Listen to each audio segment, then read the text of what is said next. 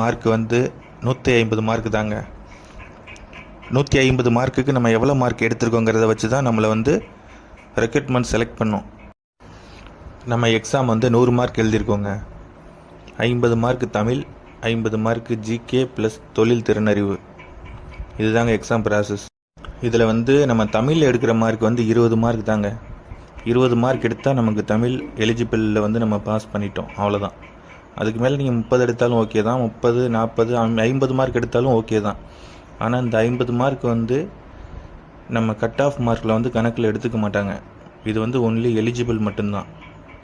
நீங்கள் பாஸ் பண்ணியிருந்தால் அடுத்த பேட்டர்ன் பிஎன்சி ஜிகே ப்ளஸ் தொழில் திறனறிவு 2 பேப்பரும் 2 கொஸ்டின்ஸையும் திருத்தி நமக்கு வந்து கட் ஆஃப் வந்து கன்சிடர் பண்ணுவாங்க. ஆனால் இப்போவே ஒரு சில யூடியூப் சேனல் வந்து டிரைவருக்கு வந்து 60, கண்ட்ரக்டருக்கு 70 இந்த மாதிரி அவங்களா அது அப்படி அந்த முறையில் எடுக்கவே மாட்டாங்க. அதெல்லாம் சும்மா ஃபேக்குங்க. அதை யாரும் நம்ப வேணாம். கட் ஆஃப் மார்க் வந்து பிஎன்சி 50 மார்க், தொழில் திறனறிவு ப்ளஸ் ஜிகே இது ரெண்டோடது கால்குலேட் பண்ணி 50 மார்க் நம்ம எவ்வளோ மதிப்பெண் எடுத்திருக்கோமோ அதுதாங்க கட் ஆஃப் மார்க்கு. நெக்ஸ்ட்டு வந்து ப்ராக்டிக்கல் 80 மார்க்குங்க. இந்த 80 மார்க் வந்து யாருக்கு ரொம்ப சப்போர்ட் பண்ணுன்னா, நம்ம ஒரு வேளை 20 to 30க்குள்ளே கட் ஆஃப் மார்க்கில் இருக்கோன்னு வச்சுக்கோங்க. 20 to 30 மார்க்கில் வந்து நிறைய காம்படிஷன் இருக்குங்க.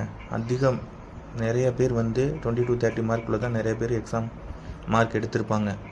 அதனால் அவங்களுக்கு வந்து ப்ராக்டிக்கல் மார்க் வந்து ரொம்பவே சப்போர்ட் பண்ணும். ப்ராக்டிக்கல் மட்டும் நம்ம கரெக்டாக நம்ம டிரைவிங் ஸ்கில் வந்து நல்லா இருந்ததுன்னா 80 மார்க் வந்து நமக்கு ஃபுல்லாக கிடைக்கும். அப்போ வந்து நம்ம வந்து கட் ஆஃபில் கொஞ்சம் மேலே வர நமக்கு வாய்ப்பு இருக்குது. 20 மார்க் இன்டர்வியூங்க. Interview 20 mark. அது மேக்ஸிமம் எல்லாருமே இன்டர்வியூ வந்து கரெக்டாக பெர்ஃபார்ம் பண்ணிடுவோம். இன்டர்வியூ டிரைவிங் ஸ்கில் தாங்க மெயின். இன்டர்வியூ எல்லாம் பெரிய விஷயம் இல்லை. அதனால் 20 மார்க் ஈஸியாக கிடச்சிரும். அப்போ வந்து நீங்கள் ஒரு எக்ஸாமில் ஒரு 30 மார்க் எடுக்கிறீங்கன்னு வச்சுக்கோங்க, ப்ளஸ் ப்ராக்டிக்கலில் ஒரு 80 மார்க், அடுத்து வந்து ப்ளஸ் வந்து இன்டர்வியூவில் ஒரு 15 மார்க் வச்சுக்கோங்க, 15. ஓகே, டோட்டலாக 30 + 80 + 15 125 வருங்க. 125 மார்க் வருது. அப்போ வந்து ஓவரால் 150க்கு 125 மார்க் வருதுங்க. இதாங்க ஃபைனல் மார்க்கு. இந்த மார்க் அடிப்படையில் தான் நம்மளை வந்து செலக்ட் பண்ணுவாங்க. இதில் 150 மார்க்குக்கு மேலே நம்ம எடுத்திருக்க 150 மார்க்குக்கு நம்ம எவ்வளோ மார்க் எடுத்திருக்கோமோ அதாங்க ஃபைனல் மார்க்கு.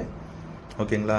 சரி, நெக்ஸ்ட்டுங்க ஃபஸ்ட் எய்டு வந்து தமிழ் உயர்திறன் மேம்பாட்டு மையம் இங்கேருந்து ஒரு சர்டிஃபிகேட் வந்து நமக்கு வந்து கொடுப்பாங்க. இந்த சர்டிஃபிகேட் வந்து நமக்கு வந்து டிரைவிங் ஸ்கூல் மூலயமா நம்ம வாங்கிக்கலாங்க. இது நம்ம கிளாஸ் அட்டன் பண்ணி அந்த சர்டிஃபிகேட் வந்து சென்னை போய் சென்னையிலேருந்து நமக்கு திரும்ப ரிட்டன் வருங்க. அதுக்கு ஒரு 1 வீக் ஆகும். 1 வீக்குள்ளே நமக்கு வந்துடும். ஃபீஸ் வந்துங்க 1000 ரூபா. சர்டிஃபிகேட்லேயே கீழே போட்டிருப்பாங்க அதோட ஃபீஸ் எவ்வளோன்னு. 1000 ரூபாங்க. ப்ளஸ் டிரைவிங் ஸ்கூல்லேருந்து ஒரு 500 ருபீஸ் வந்து வாங்குவாங்க. ஒரு 1500 ரூபாயில் வந்து நம்ம ஃபஸ்ட் எய்டு எடுத்துக்கலாங்க.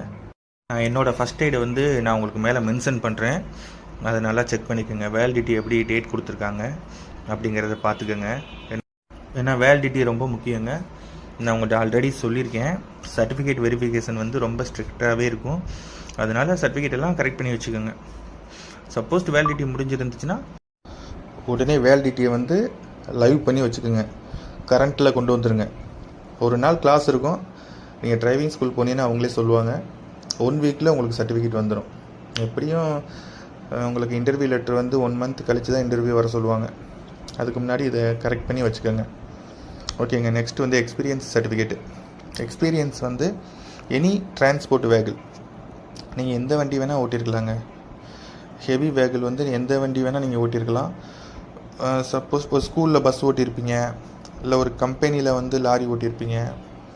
நீங்கள் லாரி ஓட்டின இடத்துல எந்த கம்பெனியில் ஓட்டிங்களோ அந்த கம்பெனி இன்சார்ஜ்கிட்ட இல்லை மேனேஜர்கிட்ட சொல்லி ஒரு 2 இயர்ஸ்க்கான 2 வருஷம் நான் இங்கே வண்டி ஓட்டியிருக்கேன் அப்படிங்கிறதுக்கான ஒரு சர்டிஃபிகேட் எடுத்து வச்சுக்கோங்க. ஸ்கூலில் ஓட்டியிருந்தாலும் சரி, இல்லை காலேஜில் ஓட்டியிருந்தாலும் அந்த காலேஜ் கரஸ்பாண்டண்ட்டோ இல்லை ஸ்கூல் பிரின்ஸிபலோ யார்ட்டையோ நீங்கள் வந்து ஒரு சர்டிஃபிகேட் வாங்கி வச்சுக்கோங்க. ஓகேங்க. உங்கள் எல்லா டவுட்டையும் கிளியர் பண்ணிட்டேன்னு நினைக்கிறேன். ஓகே, எனக்கு இப்போ ஜஸ்ட் நவ் ஒரு சின்ன ஒரு இன்ஃபர்மேஷன் வந்திருக்கு. ஒரு இன்டர்நெட்லேருந்து ஒரு மெசேஜ் வந்திருக்குங்க. நாளைக்கு 20ஆம் தேதி வந்து ரிசல்ட் வெளியாக போகுது அப்படின்னு. நான் உங்களுக்கு வந்திருக்க அந்த ஃபோட்டோ நான் உங்களுக்கு மென்ஷன் பண்ணுறேன், அதை பாருங்கள். எனக்கு வந்து இப்போ தான் வந்துச்சு, நான் இப்போ வீடியோ எடிட் பண்ணிகிட்டு இருக்கும்போது எனக்கு வந்துச்சு, அதனால் நான் உங்களுக்கு இதை அப்டேட் பண்ணுறேன். அது ஏபிடி அப்படிங்கிற ஒரு வெப்சைட்லேருந்து வந்திருக்கு, பாருங்கள். சப்போஸ் நாளைக்கு ரிசல்ட் வந்துச்சுன்னா நம்ம நாளைக்கு பேசுவோங்க. அடுத்த கட்டம் எப்படிங்கிறத பேசுவோம். மார்க் எப்படிங்கிறத எல்லோரும் என்னென்ன மார்க் எடுத்திருக்கீங்க அப்படிங்கிறத வந்து நீங்கள் வந்து கீழே கமெண்டில் வந்து நீங்கள் மெசேஜ் பண்ணுங்கள். இப்போயும் நீங்கள் வந்து அஃபிஷியல் ஆன்சர் கீ பார்த்துட்டு நீங்கள் எவ்வளோ மார்க் எடுத்திருக்கீங்க அப்படிங்கிறத வந்து எனக்கு கமெண்டில் பண்ணுங்கள். நம்ம அதை வச்சு ஒரு ஐடியாவுக்கு வரலாம். அதனால் நீங்கள் வந்து உங்கள் மார்க்கை வந்து கீழே கமெண்ட் பண்ணுங்கள். ஓகேங்க. சேனல் சப்ஸ்கிரைப் பண்ணுங்கள். நம்ம ஃபைனல் ஸ்டேஜ் வரைக்கும் நம்ம ஒன்றா இருப்போம். ஓகேங்களா?